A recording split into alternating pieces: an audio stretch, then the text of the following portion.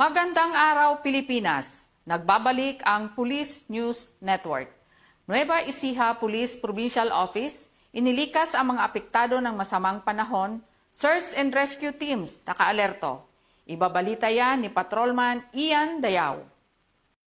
Patuloy na nakaalerto ang Nueva Ecija Police Provincial Office sa mga lugar na apektado ng pagbaha, bunsod ng tuloy-tuloy na pag-ulan na dulot ng habagat. Patuloy na minomonitor ng mga police personnel sa mga apektadong lugar at nakikipag-ugnayan sa mga lokal na otoridad at disaster response agencies upang matiyak ang kaligtasan ng mga residente. Samantala, sa Saragossa, Nueva Ecija, tumulong ang mga pulis sa paglikas ng mga residenteng apektado ng baha at dinala sa ligtas na itinalagang evacuation center.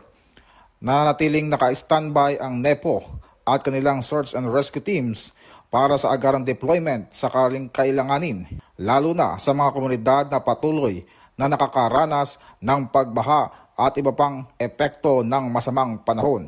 Pinapayuhan naman ng publiko na manatiling alerto, sumunod sa mga abiso ng lokal na pamahalaan at agad na humingi ng tulong kung kinakailangan.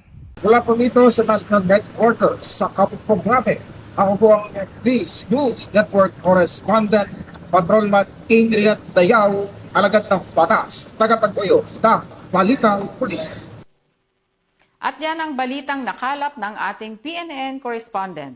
Ako po si Police Lieutenant Colonel Brenda O. Garcia, alagad ng batas, tagataguyod ng Balitang Pulis.